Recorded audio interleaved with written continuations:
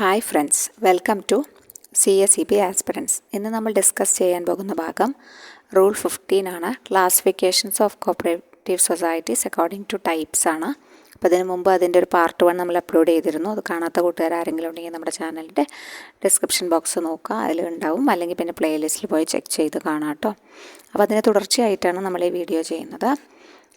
കഴിഞ്ഞ ക്ലാസ്സിൽ നമ്മൾ മാർക്കറ്റിംഗ് വരെയായിരുന്നു പറഞ്ഞിരുന്നത്. അപ്പോൾ അതുമായി ബന്ധപ്പെട്ടിട്ടുള്ള 15-ൽ 2B തൊട്ടിട്ട് പ്രോസസ്സിംഗ് തൊട്ട് നമ്മൾ ഈ വീഡിയോയിൽ സ്റ്റാർട്ട് ചെയ്യണം കേട്ടോ.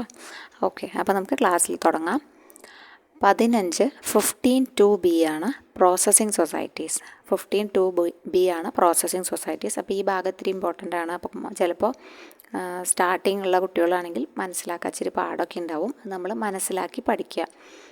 ഏതൊക്കെ തരത്തിലാണ് ടയറുകൾ വരുന്നത്, ഏതൊക്കെയാണ് ഓരോരോ ഭാഗത്തെ സൊസൈറ്റികളിൽ ഉൾപ്പെട്ടിട്ടുള്ളത് എന്നൊക്കെ വ്യക്തമായി മനസ്സിലായി ധാരണയോടുകൂടി പഠിക്കുക.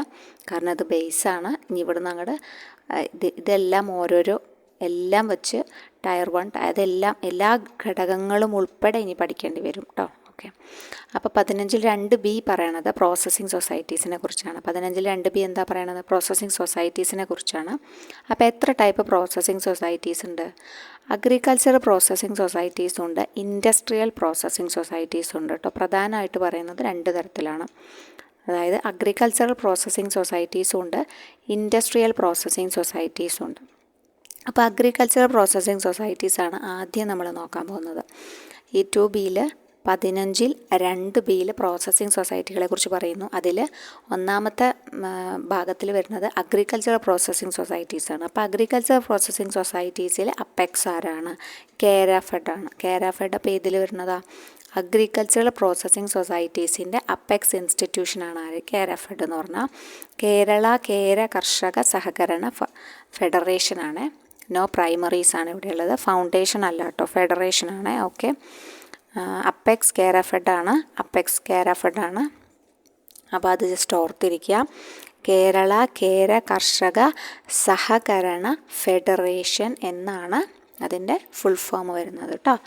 കേരള കേര കർഷക സഹകരണ ഫെഡറേഷൻ എന്നാണ് വരുന്നത്. ഓക്കെ, അപ്പോൾ ജസ്റ്റ് നിങ്ങൾ ഓർത്ത് വെച്ച് പഠിക്കുക. ഓക്കെ,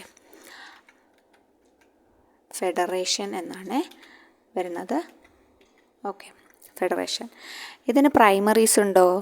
പ്രൈമറീസ് ഇല്ല കേട്ടോ, പ്രൈമറീസ് ഇല്ല. അപ്പെക്സ് ആണ് ഉള്ളത്. പിന്നെ കേരള കേര കർഷക സഹകരണ ഫെഡറേഷന് കഴിഞ്ഞു കഴിഞ്ഞാൽ അതിൻ്റെ പ്രൈമറീസ് തുടങ്ങാം. അതായത് primaries societies which process agricultural produce ചെയ്യുന്ന എല്ലാ സൊസൈറ്റികളും ഇതെല്ലാം നേരിട്ട് അതിൻ്റെ അപ്പെക്സ് ആണെന്ന് പറയാൻ പറ്റില്ല. പക്ഷേ ഈ കേരാഫെഡ് എന്ന് വെച്ച് കഴിഞ്ഞാൽ ഈ അഗ്രികൾച്ചർ പ്രോസസ്സിങ് നടത്തുന്ന എല്ലാ സ്ഥാപനങ്ങൾക്കും എന്ത് ചെയ്യുന്നുണ്ട്? ഗ്രാൻറ്റുകളും സംഭവങ്ങളും എല്ലാം കൊടുക്കുന്നുണ്ട്. നേരിട്ട് താഴത്ത് എന്തില്ല? പ്രൈമറി ഇൻസ്റ്റിറ്റ്യൂഷൻസ് ഇല്ല. പക്ഷേ എന്ന് വെച്ചിട്ട് പ്രൈമറീസിനുള്ള വേറെ ഒരുപാട് തരത്തിൽ ഈ അഗ്രികൾച്ചർ പ്രോസസ്സിങ് ഇന്ന അഗ്രികൾച്ചറിന് പ്രാധാന്യം കൊടുക്കുക എന്നല്ല, എല്ലാ ടൈപ്പ് ഓഫ് അഗ്രികൾച്ചർ പ്രൊഡ്യൂസ് ചെയ്യുന്ന പ്രൈമറീസിനെയും സപ്പോർട്ട് ചെയ്യുകയും അവർക്ക് ഗ്രാൻറ്റ്, സബ്സിഡി, അങ്ങനെ ധാരാളം ഫിനാൻഷ്യൽ അസിസ്റ്റൻസ് കേരാഫെഡ് പ്രൊവൈഡ് ചെയ്യുന്നുണ്ട് കേട്ടോ. അപ്പോൾ അത് ഒരു പ്രധാനപ്പെട്ട പോയിൻ്റാണ്. അപ്പോൾ ഇതിൽ പ്രൈമറി വരുന്നത്, ഇത് പ്രൈമറി കോമൺ ആണ്. Societies which process agricultural produce എന്ന് പറഞ്ഞ് പ്രൈമറി ഉണ്ട്. അപ്പോൾ ഈ പ്രൈമറി കോപ്പറേറ്റീവ് ഷുഗർ ഫാക്ടറീസ് ഉണ്ട്, tea factories, tapioca processing units, oil crushing, paddy hulling societies, coffee curing societies, ഇതൊക്കെ ഈ അഗ്രികൾച്ചറൽ പ്രോസസ്സിംഗ് സൊസൈറ്റീസിൻ്റെ ഉള്ളിൽ വരുന്നതാണ്. എന്ന് വെച്ച് ഇവരൊക്കെ കേരാഫെഡിൻ്റെ അപ്പെക്സ് ആയ കേരാഫെഡിൻ്റെ കറക്റ്റ് അടിയിലാണോ ചോദിച്ചാൽ അല്ല. അങ്ങനെ അതൊന്ന് ജസ്റ്റ് മനസ്സിലാക്കി വെക്കുക കേട്ടോ. അപ്പം ഇവർ കറക്റ്റായിട്ട് റിപ്പോർട്ട് ചെയ്യേണ്ടത് കേരാഫെഡിനെയാണോ? അങ്ങനെയല്ല ഉദ്ദേശിക്കുന്നത്. അങ്ങനെ കേരാഫെഡിന് കറക്റ്റായിട്ട് ഒരു പ്രൈമറി ഇല്ല. പക്ഷേ കേരാഫെഡ് വിശാലമായിട്ട് എല്ലാ തരത്തിലും അഗ്രികൾച്ചർ പ്രൊഡ്യൂസുമായി ബന്ധപ്പെട്ട എല്ലാ തരത്തിലുള്ള പ്രൈമറീസിനും അതുപോലെയുള്ള സ്ഥാപനങ്ങൾക്കും ഒക്കെ ഫിനാൻഷ്യൽ അസിസ്റ്റൻസ് പ്രൊവൈഡ് ചെയ്യുന്നുണ്ട്. അങ്ങനെ കുറേ സഹായങ്ങളൊക്കെ ചെയ്യുന്നുണ്ട് കേട്ടോ. അപ്പോൾ അത് ഒന്ന് ജസ്റ്റ് ഓർത്തിരിക്കുക. അപ്പോൾ അത് അവിടെ കഴിയും. അപ്പോൾ അതോടൊരു പ്രോസസ്സിംഗ് സൊസൈറ്റീസിൽ ഈ അഗ്രികൾച്ചർ പ്രോസസ്സിംഗ് സൊസൈറ്റീസ് അങ്ങനെയാണ് വരുന്നത്. അപ്പെക്സ് ലെവലിൽ വരുന്നത് കേര കർഷക സഹകരണ ഫെഡറേഷനായ കേരഫെഡാണ്. പിന്നെ പലതരത്തിലുള്ള പ്രൈമറീസ് ഉൾക്കൊണ്ടിട്ടാണ് ഇതിൽ വരുന്നത്. അഗ്രികൾച്ചർ പ്രോസസ്സിങ്ങിൽ പലതരത്തിലുള്ള പ്രൈമറീസ് ഉണ്ട്. അതാണിപ്പോൾ നമ്മൾ പറഞ്ഞത് കേട്ടോ. ഓക്കെ, ഇനി അടുത്തത് ഇൻഡസ്ട്രിയൽ പ്രോസസ്സിങ്ങിൻ്റെ ഇതിലിപ്പോൾ എന്താണ് ഇൻഡസ്ട്രിയൽ പ്രോസസ്സിങ്ങിൽ നടക്കുന്നത്. അപ്പോൾ ഈ ടാപ്പിയൊക്കെ പ്രോസസ്സിങ് യൂണിറ്റും ഓയിൽ ക്രഷിംഗ് ഒക്കെ നമുക്ക് കേൾക്കുമ്പോൾ തന്നെ അറിയാം എന്ത് അഗ്രികൾച്ചറൽ പ്രോസസ്സിങ്ങുമായി ബന്ധപ്പെട്ടതാണ്. അപ്പോൾ അതുകൊണ്ട് അങ്ങനെ ക്വസ്റ്റ്യൻസ് എന്തായാലും വരാൻ പോകുന്നില്ല. കോപ്പറേറ്റീവ് ഷുഗർ ഫാക്ടറീസ് ഏത് തരത്തിലാണ്, അത് അഗ്രികൾച്ചറൽ പ്രോസസ്സിംഗ് ആണ് നമുക്ക് കേൾക്കുമ്പോൾ തന്നെ മനസ്സിലാവുന്നുണ്ട് അല്ലേ. അപ്പോൾ അതൊന്ന് ജസ്റ്റ് വായിച്ച് മനസ്സിലാക്കി വയ്ക്കുക. ഈ അഗ്രികൾച്ചർ പ്രോസസ്സിങ്ങിൻ്റെ അപ്പെക്സ് ഇൻസ്റ്റിറ്റ്യൂഷൻ ഏതാണെന്ന് വെച്ച് കഴിഞ്ഞാൽ കേരഫെഡാണ് കേട്ടോ. ഓക്കെ, ഇനി നെക്സ്റ്റ് ഇൻഡസ്ട്രിയൽ പ്രോസസ്സിങ്ങിലേക്ക് വരുമ്പോൾ ഈ പറഞ്ഞ പോലെ തന്നെ അവിടെ അപ്പെക്സിൽ 3 പ്രധാനപ്പെട്ട സ്ഥാപനങ്ങളുണ്ട്. അപ്പെക്സിൽ അവിടെ മറ്റോടത്ത് നമ്മൾ അഗ്രികൾച്ചർ പ്രോസസ്സിങ് ചെയ്യുന്നത് ആകെ അപ്പെക്സ് ലെവലിൽ കേരഫെഡ് മാത്രമേ ഉള്ളൂ എന്ന് പറഞ്ഞു. പക്ഷേ ഇവിടെ ഇൻഡസ്ട്രിയൽ പ്രോസസ്സിങ്ങിൻ്റെ കാര്യം അതല്ല. ഇൻഡസ്ട്രിയൽ പ്രോസസ്സിങ്ങിൽ അപ്പെക്സ് ലെവലിൽ നിൽക്കുന്നത് 3 സ്ഥാപനങ്ങളാണ്. ടെക്സ്ഫെഡും ക്യാപെക്സും സെറിഫെഡുമാണ് കേട്ടോ. ടെക്സ്ഫെഡ് ഉണ്ട്, ക്യാപെക്സ് ഉണ്ട്, സെറിഫെഡ് ഉണ്ട്. 3 തുല്യമായ ശക്തിയോടുകൂടി നിൽക്കുകയാണ്. Texfed Kerala state cooperative textile federation, Capex Kerala state cashew workers apex industrial cooperative society limited. പിന്നെ സെറിഫെഡ് ആണെങ്കിൽ സെറികൾച്ചറാണ്, കേരള സ്റ്റേറ്റ് സെറികൾച്ചർ കോപ്പറേറ്റീവ് ഫെഡറേഷനാണ്. അപ്പോൾ ഇവർ 3 പേരും എന്താണ് ഇൻഡസ്ട്രിയൽ പ്രോസസ്സിംഗ് സൊസൈറ്റീസാണ് കേട്ടോ. അപ്പോൾ ഇൻഡസ്ട്രിയൽ പ്രോസസ്സിംഗ് സൊസൈറ്റീസിൽ താഴെ കൊടുത്തിരിക്കുന്നവയിൽ ഏതാണ് എന്ന് ചോദിക്കാം. അപ്പോൾ ടെക്സ്ഫെഡാണ്, ക്യാപെക്സ് ആണ്, സെറിഫെഡാണ്. ഇവർ 3 എന്താണ് ഇൻഡസ്ട്രിയൽ പ്രോസസ്സിംഗ് സൊസൈറ്റീസ് തന്നെയാണ്. അപ്പോൾ അത് ഓർത്ത് വയ്ക്കണം. ഇൻഡസ്ട്രിയൽ പ്രോസസ്സിംഗ് സൊസൈറ്റീസ് 3 അപ്പെക്സ് ആണ് പറയണത്. ടെക്സ്ഫെഡ് ഉണ്ട്, ക്യാപെക്സ് ഉണ്ട്, സെറിഫെഡ് ഉണ്ട്. ഇനി ഇവിടെ ആസ്ഥാനം പഠിക്കണം, പിന്നെ ഇവിടെ പ്രധാനപ്പെട്ട കാര്യങ്ങൾ പഠിക്കണം, അവരുപയോഗിക്കുന്ന ഫണ്ടുകളെ കുറിച്ച് പഠിക്കണം. അപ്പോൾ ഓരോന്നും എത്ര ടയർ ഉണ്ട് അതൊക്കെ നമുക്ക് ഓരോന്നും പെറുക്കി പഠിക്കണം കേട്ടോ, വേറെ വിശദമായിട്ട് പഠിക്കുമ്പോൾ. ഓക്കെ, ഇനി ഇതിന് പ്രൈമറി ഉണ്ട് കേട്ടോ.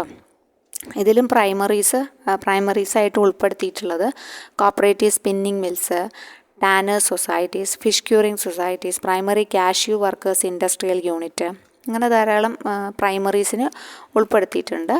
Primary sericulture cooperative societies.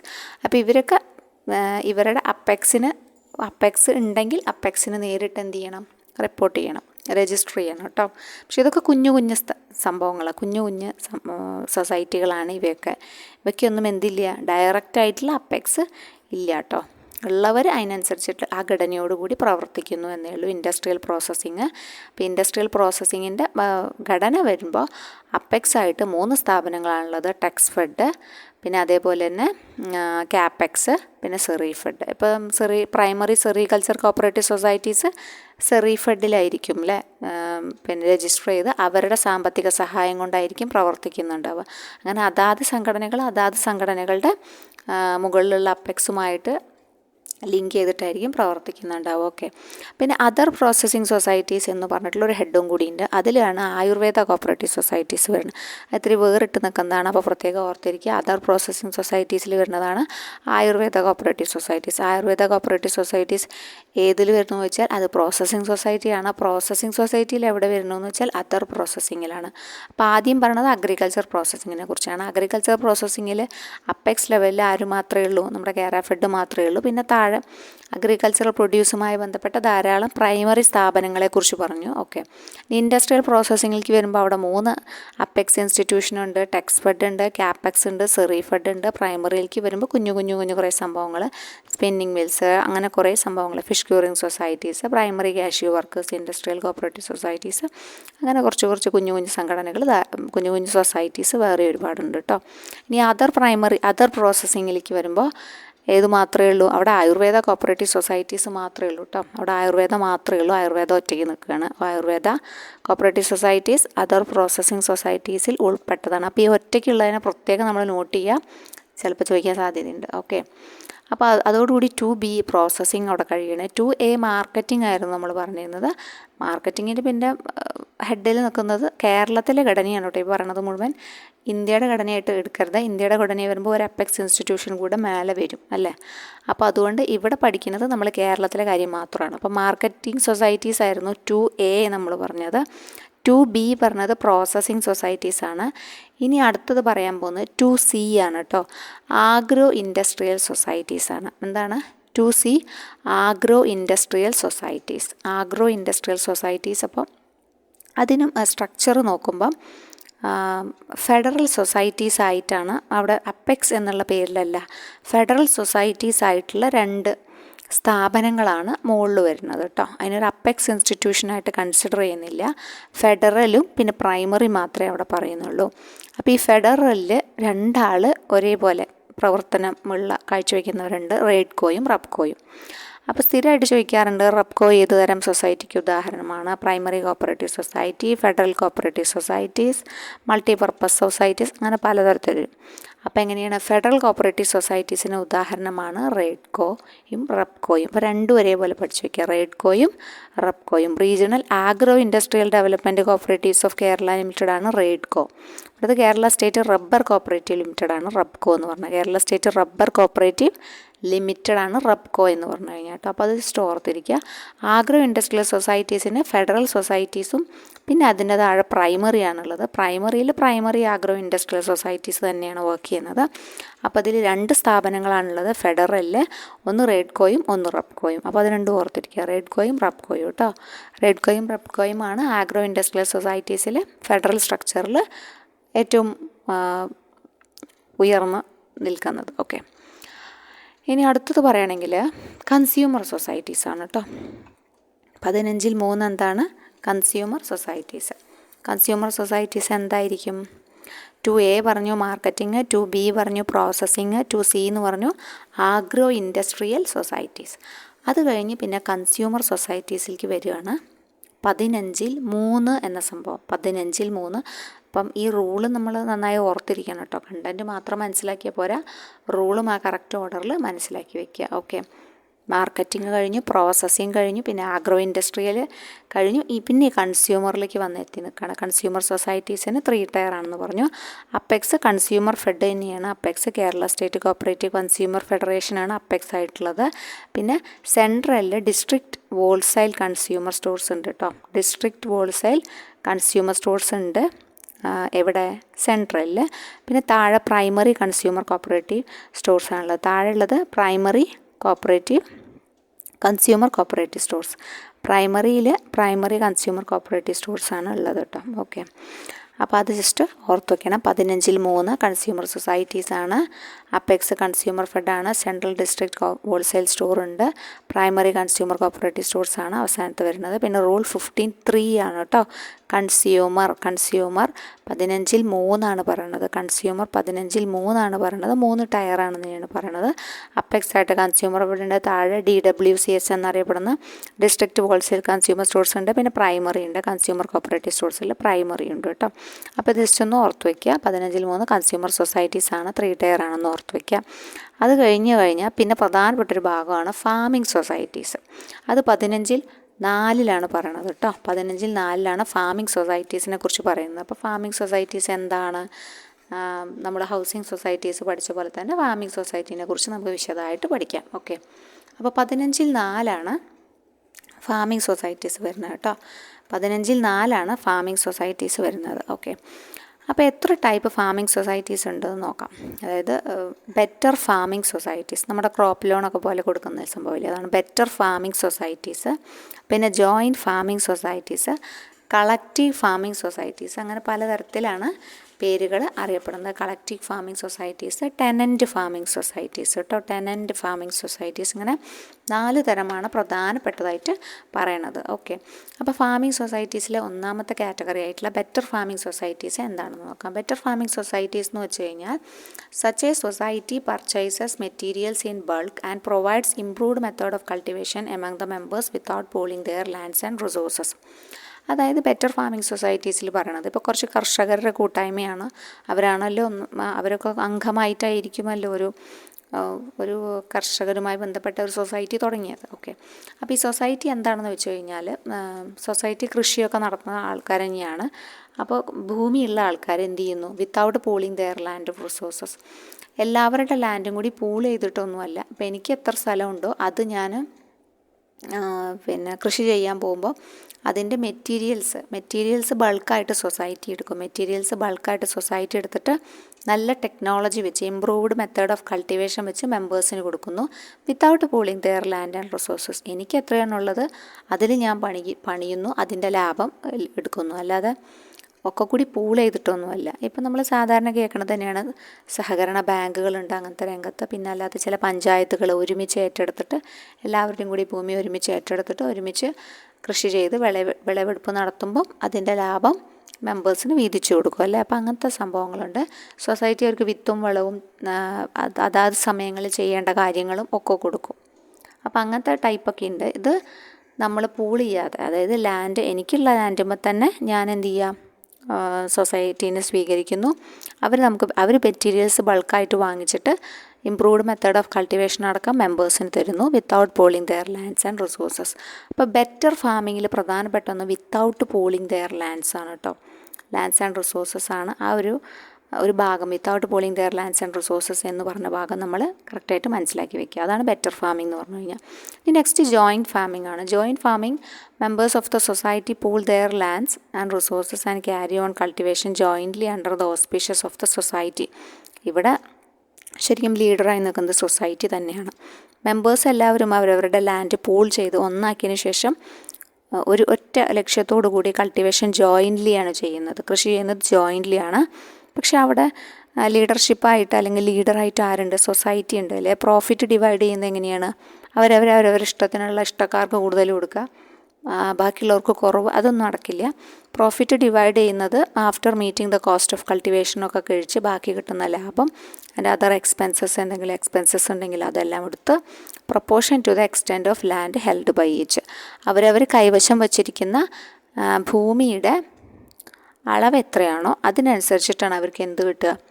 ലാഭവിഹിതം ലഭിക്കുന്നത് കേട്ടോ. അവരവർ കൈവശം വച്ചിരിക്കുന്ന ഭൂമിയുടെ പ്രൊപ്പോർഷൻ എത്രയാണോ അതിനനുസരിച്ച് എന്ത് ചെയ്യും? അവർക്ക് പിന്നെ അതിൻ്റെ ലാഭം വീതിച്ചു കൊടുക്കും കേട്ടോ. അതാണ് ജോയിൻറ്റ് ഫാമിംഗ് സൊസൈറ്റീസ് എന്നതുകൊണ്ട് ഉദ്ദേശിക്കുന്നത്.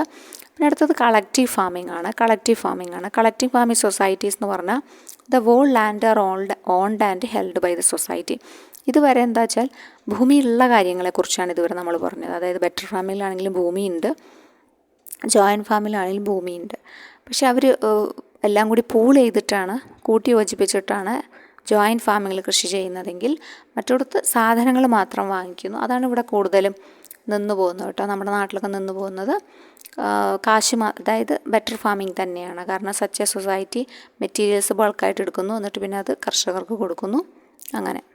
അങ്ങനെയാണ് പോകുന്നത്. പിന്നെ കളക്റ്റീവ് ഫാമിംഗ് എന്ന് വെച്ച് കഴിഞ്ഞാൽ cultivation is carried on in the land by the society employing the members എത്രയാണോ പണിയെടുത്തിട്ടുള്ളത് അതിനനുസരിച്ചിട്ടാണ് അവർക്ക് എന്ത് ചെയ്യുക? പേയ്മെൻറ്റ് കൊടുക്കുക കേട്ടോ. അത് പ്രത്യേകം ശ്രദ്ധിക്കുക. Collective farming societies in this type the whole land are owned and held by the society. സൊസൈറ്റിയുടെ ഭൂമിയായിരിക്കും, സൊസൈറ്റിയാണ് അത് ഹെൽഡ് ചെയ്ത് വെച്ചിരിക്കുന്നത്. The cultivation is carried on in the land by the society employing the members. The profits of the society are distributed among the members in proportion to the work done by them. അവർ ചെയ്ത ജോലിക്ക് അനുസൃതമായിട്ടുള്ള കൂലി അല്ലെങ്കിൽ profits ആണ്, കൂലി എന്ന് പറയാൻ പറ്റില്ല, പ്രോഫിറ്റ്സ് ആണ് ഡിവൈഡ് ചെയ്ത് കൊടുക്കുന്നത് കമ്പനി കേട്ടോ. ഓക്കെ, സൊസൈറ്റി ആണല്ലോ, കമ്പനി അല്ലല്ലോ, സൊസൈറ്റിയാണ് ഇവിടെ വീതിച്ചു കൊടുക്കുന്നത് കളക്റ്റീവ് ഫാമിങ്ങിൻ്റെ കേസിൽ. പിന്നെ അടുത്തത് ടെനൻറ്റ് ഫാമിംഗ്. ടെനൻറ്റ് എന്ന് കേൾക്കുമ്പോൾ തന്നെ നമുക്കറിയാം വാടക അല്ലേ, അതുമായി ബന്ധപ്പെട്ടാണ്. അതേപോലെ തന്നെയാണ് such society acquires or owns the land for cultivation. It parcels out the land in ഒരു convenient economic unit to the members for their independent cultivation, fixing a rent. ഒരു കറക്റ്റായിട്ടുള്ള റെൻറ്റ് തീരുമാനിക്കുന്നു. അപ്പോൾ അവർ തമ്മിലുള്ള റിലേഷൻ എങ്ങനെയാണ്? ലാൻഡ് ഓണറും ടെനൻറ്റും തമ്മിലുള്ള ബന്ധം തന്നെയാണ് കേട്ടോ വരിക. ഓക്കെ, അപ്പോൾ അതാണ് ടെനൻറ്റ് ഫാമിംഗ് സൊസൈറ്റീസ് എന്നതുകൊണ്ട് ഉദ്ദേശിക്കുന്നത് കേട്ടോ. ടെനൻറ്റ് ഫാമിംഗ് സൊസൈറ്റീസ് അതാണ് ഉദ്ദേശിക്കുന്നത്, ടെനൻറ്റ് ഫാമിംഗ് ഉദ്ദേശിക്കുക. അപ്പോൾ ഈ ഫാമിംഗ് സൊസൈറ്റീസ് ബെറ്റർ ഫാമിംഗ് ഉണ്ട്, ജോയിൻറ്റ് ഫാമിംഗ് ഉണ്ട്, കളക്റ്റീവ് ഫാമിംഗ് ഉണ്ട്, പിന്നെ ടെനൻറ്റ് ഫാമിംഗ് ഉണ്ട് എന്ന് ഓർത്ത് വയ്ക്കുക. ഓരോന്നും എന്താണ് സംഭവങ്ങൾ ജസ്റ്റ് ഒന്ന് മൈൻഡിൽ മനസ്സിലാക്കി വെക്കുക കേട്ടോ. ഓക്കെ, അപ്പോൾ ആദ്യത്തെ കേസിൽ പറയണത് എന്താ വെച്ചാൽ ആദ്യത്തെ രണ്ട് കേസിലും ബെറ്റർ ഫാമിങ്ങിലും ജോയിൻറ്റ് ഫാമിങ്ങിലും വിത്തൗട്ട് പൂളിങ് ദെയർ ലാൻഡാണ്. ലാൻഡ് ഉള്ളവരാണ്. പിന്നെ ആദ്യത്തേൽ വിത്തൗട്ട് പൂളിംഗ് ആണ്. അപ്പോൾ ആ വിത്തൗട്ട് പൂളിംഗ് എന്നിട്ടുള്ള വാക്ക് വരുമ്പോൾ എന്തായിരിക്കും? അതെന്തായിരിക്കും? ഫസ്റ്റ് ബെറ്റർ ഫാമിംഗ് ആയിരിക്കും അല്ലേ? ബെറ്ററാണ്. വിത്തൗട്ട് പൂൾ ചെയ്യാതിരിക്കുമ്പോൾ കുറച്ചും കൂടി ബെറ്ററാണെന്ന് ആലോചിക്കുക. പിന്നെ ഇവിടെ ജോയിൻറ്റ് ഫാമിങ്ങിൽ ആ ജോയിൻറ്റ് എന്ന് പദം വരുന്നുണ്ടല്ലോ, അപ്പം തന്നെ നമുക്ക് ഊഹിക്കാം എന്ത് പൂൾ ചെയ്തു എന്ന് അല്ലേ? പൂൾ ദെയർ ലാൻഡ്സ്, അവരുടെ എല്ലാം കൂടി ഒരുമിച്ചാക്കിയിട്ടാണ് സൊസൈറ്റിയുടെ ഓസ്പീഷ്യസ് ആയിട്ടുള്ള ഇതുകൊണ്ടാണ് ചെയ്യുന്നത്, ഒരുമിച്ച് നിന്നിട്ടാണ് ചെയ്യുന്നത്. അതാണ് ജോയിൻറ്റ് ഫാമിംഗ് എന്ന് പറഞ്ഞു കഴിഞ്ഞാൽ. പിന്നെ കളക്റ്റീവ് ഫാമിങ് എല്ലാം സൊസൈറ്റിയുടെ തന്നെയാണ് അല്ലേ? All land owned and held by the സൊസൈറ്റിയാണ്. അപ്പോൾ അത് കളക്റ്റീവിസം എന്നൊക്കെ ആലോചിക്കുക, കളക്റ്റീവ് എന്ന് ആലോചിക്കുക. പിന്നെ ടെനൻറ്റ് നിങ്ങൾക്ക് കേൾക്കുമ്പോൾ തന്നെ പിടുത്തം കിട്ടും എന്താ സംഭവം എന്ന്. ടെനൻറ്റ് വാടക ആ ഒരു രീതിയിൽ. അപ്പോൾ അത് കഴിഞ്ഞ് ഇനി പ്രൊഡ്യൂസേഴ്സിലേക്കാണ് കിടക്കുന്നത് കേട്ടോ. പ്രൊഡ്യൂസേഴ്സ് 15-ൽ 5 പ്രൊഡ്യൂസേഴ്സ്. അപ്പം ഒക്കെ 5ൻ്റെ കളിയാണ്. 15-ൽ 5. പിന്നെ അതുപോലെ തന്നെ 5 തരം അപ്പെക്സ് ആണ് ഇവിടെ പറയണത്. 5 തരം അപ്പെക്സിനെ കുറിച്ചാണ് പറയുന്നത്. വളരെ ഇമ്പോർട്ടൻ്റ് ആണ്. 15-ൽ 5 റൂൾ 15-ൽ 5 പെട്ട അപ്പെക്സ് ഇൻസ്റ്റിറ്റ്യൂഷൻ ഏത്, അല്ലെങ്കിൽ ഈ അപ്പെക്സ് ഇൻസ്റ്റിറ്റ്യൂഷൻ പേര് വന്നിട്ട് അത് പെട്ട റൂൾ ഏത്, ക്ലാസിഫിക്കേഷനിൽ ഏതിൽ പെടുന്നു എന്ന് വെച്ചാൽ 15-ൽ 5 പ്രൊഡ്യൂസേഴ്സ് സൊസൈറ്റിയിലാണ് വരുന്നത് കേട്ടോ. പ്രൊഡ്യൂസേഴ്സ് സൊസൈറ്റിയിലാണ് വരുന്നത്. അപ്പോൾ അതെന്തൊക്കെയാണെന്ന് ജസ്റ്റ് നമുക്ക് നോക്കാം. ഹാൻഡെക്സ്, സുരഭി, കയർഫെഡ്, മത്സ്യഫെഡ്, മിൽമ. ഓക്കെ, ഹാൻഡെക്സ്, സുരഭി, കയർഫെഡ്, മത്സ്യഫെഡ്, മിൽമ, അങ്ങനെയാണ് വരുന്നത്. ഹാൻഡെക്സ് 2 ടയറാണ്, സുരഭിയും 2 ടയറാണ്, കയർഫെഡ് 2 ടയറാണ്, മത്സ്യഫെഡ് 2 ടയറാണ്, മിൽമ മാത്രം 3 ടയറാണ്. അപ്പോൾ മിൽമയെ മാത്രം നമ്മൾ ജസ്റ്റ് ഒന്ന് മാറ്റി വയ്ക്കുക. എന്നിട്ട് മിൽമ മാത്രം 3 ടയറാണെന്ന് പഠിക്കുക. ബാക്കിയൊക്കെ 2 ടയറാണ് താനും. ഓക്കെ, അപ്പോൾ ഇതിൽ പെടാത്തത് ഏത് നമ്മുടെ ക്വസ്റ്റ്യൻസ് ധാരാളം കാണാറുണ്ട്.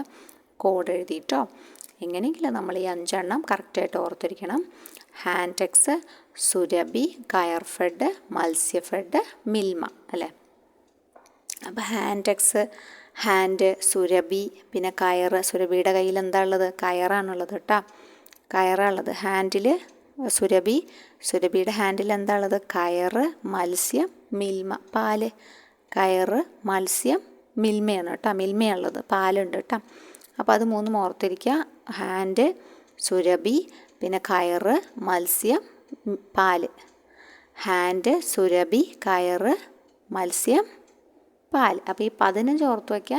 സുരഭിക്ക് 15 അങ്ങനെ എന്തെങ്കിലും ഓർത്ത് വയ്ക്കുക കേട്ടോ. 15 വയസ്സായ സുരഭിന്നോ 15-ൽ 5 അത് പ്രത്യേകം ഓർത്ത് വയ്ക്കുക. അതും അതിലൊരു ഇമ്പോർട്ടൻ്റ് ആയിട്ടുള്ള കാര്യമാണ് കേട്ടോ. അപ്പോൾ ജസ്റ്റ് ഒന്ന് മനസ്സിൽ നമ്മൾ ഉറപ്പിച്ചിട്ട് പോവുക. ഓക്കെ, ഇനി ഇതിൽ സെൻട്രലിലേക്ക് കടന്നു കഴിഞ്ഞാൽ ഇവർക്ക് സെൻട്രലുണ്ട്. അപ്പെക്സ് കഴിഞ്ഞു, പ്രൊഡ്യൂസേഴ്സിൻ്റെ അപ്പെക്സിന് കഴിഞ്ഞ് കഴിഞ്ഞാൽ പിന്നെ സെൻട്രലുണ്ട്. സെൻട്രലിൽ കയർ മാർക്കറ്റിംഗ് സൊസൈറ്റി തുടങ്ങാമെന്നുണ്ട് കേട്ടോ. സെൻട്രലിൽ കയർ മാർക്കറ്റിംഗ് സൊസൈറ്റി തുടങ്ങാം. പക്ഷേ നമ്മുടെ കേരളത്തിൽ അത് പ്രവർത്തനമൊന്നും ഇല്ല കേട്ടോ. പക്ഷേ റൂളിൽ കൊടുത്തിട്ടുണ്ട്.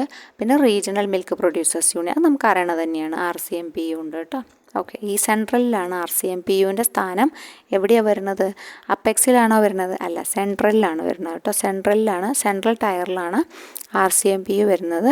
ഒരു സെൻട്രൽ സൊസൈറ്റിയുടെ പരിഗണനയിലാണ്, അല്ലെങ്കിൽ അവിടെയാണ് വരുന്നത്, ഡെസിഗ്നേഷൻ വരുന്നത്. ഓക്കെ, പിന്നെ പ്രൈമറിയിലേക്ക് കടക്കുമ്പോൾ അവിടെയും ധാരാളം പ്രൈമറീസ് ഉണ്ട്. Weavers societies, carpenters, societies for blacksmith, pottery societies, കയർ societies, mat weaving societies, forest labour societies, cattle breeding societies, poultry societies, piggery societies, dairy societies, fishery societies. ഇത്രയധികം സൊസൈറ്റികളുടെ പ്രൈമറിയിൽ പറഞ്ഞിട്ടുണ്ട്. ഇതൊക്കെ നിങ്ങൾ ജസ്റ്റ് വായിച്ചിരിക്കുക. പ്രധാനപ്പെട്ട പോയിന്റുകൾ മാത്രം നിങ്ങൾ നോട്ട് ചെയ്യാം. ഇതൊക്കെ വായിച്ചാൽ നമുക്ക് മനസ്സിലാവുന്നത് തന്നെയാണ് അല്ലേ? അങ്ങനെ തന്നെയാണ് പറഞ്ഞിരിക്കുന്നത്. സെൻട്രൽ കഴിഞ്ഞാൽ പ്രൈമറി. ആദ്യം ഒരു അപ്പെക്സ് പറഞ്ഞു. അപ്പെക്സ് 5 പറഞ്ഞു. 15-ൽ 5 പറഞ്ഞത്. ഹാൻഡ്, സുരഭി, കയറ്, മത്സ്യം, പാല് എന്ന് വെച്ചാൽ മിൽമ കേട്ടോ. പിന്നെ സെൻട്രലിൽ പറഞ്ഞു റീജിയണൽ മിൽക്ക് പ്രൊഡ്യൂസേഴ്സ് യൂണിയൻ എവിടെ സ്ഥിതി ചെയ്യുന്നു? സെൻട്രലിലാണ് സ്ഥിതി ചെയ്യുന്നത് കേട്ടോ. സെൻട്രൽ സൊസൈറ്റിയുടെ ഭാഗമായിട്ടാണ് വരുന്നത്. ഓക്കെ, ഇതൊക്കെ പ്രൊഡ്യൂസേഴ്സ് സൊസൈറ്റീസാണ്. അപ്പോൾ ഈ തരത്തിലുള്ള പ്രൈമറികളൊക്കെ ഇവിടെ പ്രവർത്തിക്കുന്നുണ്ട്. ഈ ഒരു രീതിയിൽ ഈ ഭാഗത്ത് വരുന്നുണ്ട് എന്ന് ജസ്റ്റ് ഓർത്തിരിക്കുക. ഓക്കെ, അപ്പോൾ നമുക്ക് നമ്മൾ ഒരു ഭാഗം നമ്മൾ നേരത്തെ അപ്ലോഡ് ചെയ്തിരുന്നു. അപ്പോൾ അതേപോലെ തന്നെ ഇതിപ്പോൾ 2ാമത്തെ ഭാഗമായിട്ടാണ് ഇടുന്നത്. അപ്പോൾ നമ്മുടെ ചാനൽ സബ്സ്ക്രൈബ് ചെയ്യാതെ ഏതെങ്കിലും കൂട്ടുകാർ കാണുന്നുണ്ടെങ്കിൽ ഒന്ന് സബ്സ്ക്രൈബ് ചെയ്തേക്കണേ, സപ്പോർട്ട് ചെയ്തേക്കണേ. കമൻറ്റ്സ് എന്തെങ്കിലും ഉണ്ടെങ്കിൽ അറിയിക്കാം. പിന്നെ നെക്സ്റ്റ് വീഡിയോ ഇതിൻ്റെ ബാക്കിയായിട്ട് നമുക്ക് കാണാം. Okay, thank you.